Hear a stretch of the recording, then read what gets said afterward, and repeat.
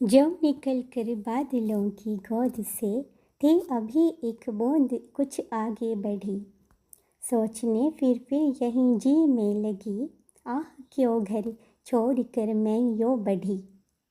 दैव मेरे भाग्य में क्या है बदा, मैं बचूंगी या मिलूंगी धूल में, या जलूंगी गिर अंगारे पर किसी, छू पड़ूंगी या कमल के फूल में। वह बह गई उस काल एक ऐसी हवा, वह समुंदर और आई अनमनी। एक सुंदर सीप का मुंह था खुला, वह उसी में जा पड़ी मोती बनी। लोग यूं ही हैं झिझकते सोचते, जबकि उनको छोड़ना पड़ता है घर, किंतु घर का छोड़ना अक्सर उन्हें बूंद सा कुछ और है देता है कर।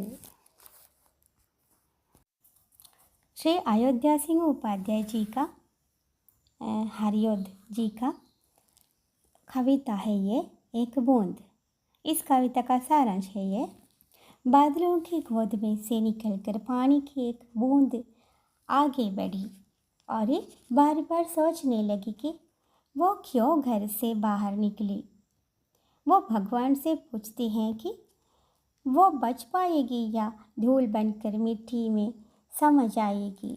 वो पूछती हैं कि वो अंगारे में पड़कर जल जाएगी या कमल के फूल के दलों पर गिर पड़ेगी।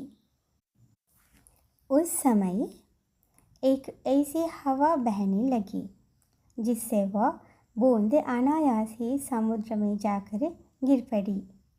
समुद्र में एक सुंदर सीप का मुंह खुला था और वह बूंद उसी सीप में जाकर गिर पड़ी और वो मोती बन गई। कवि कहते हैं कि बहुत लोग ऐसे हैं जो घर से निकलते समय झिझकते हैं, डरते हैं, लेकिन घर छोड़कर धीरज होकर बाहर आने से वे बूंद की तरह, मोती की तरह महान व्यक्ति भी बन सकते हैं।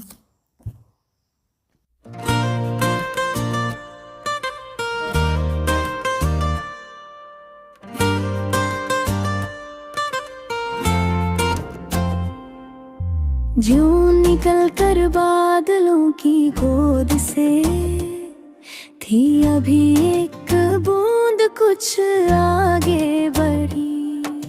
सोचने फिर यही जी में लगी, क्यों घर छोड़ कर मैं यूं बढ़ी।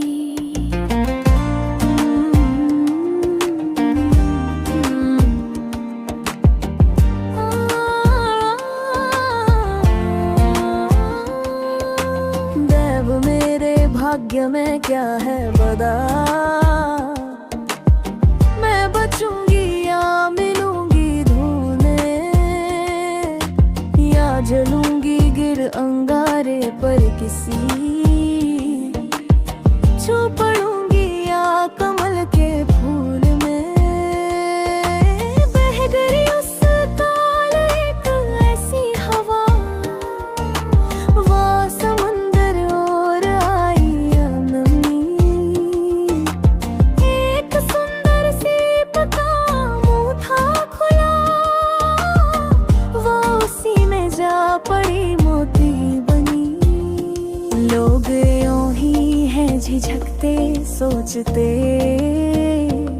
जबकि उनको छोड़ना पड़ता है घर, किंतु घर का छोड़ना अक्सर उन्हें बूंद सा कुछ और ही देता है कर।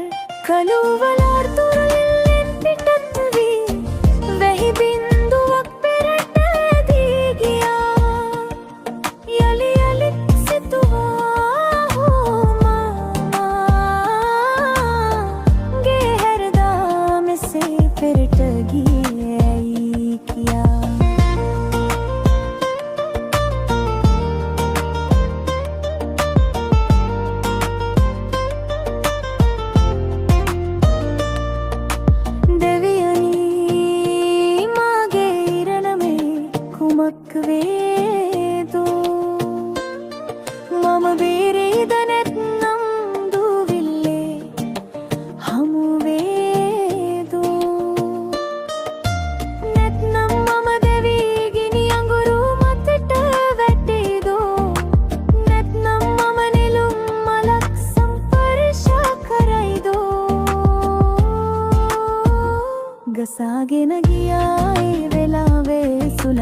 හමා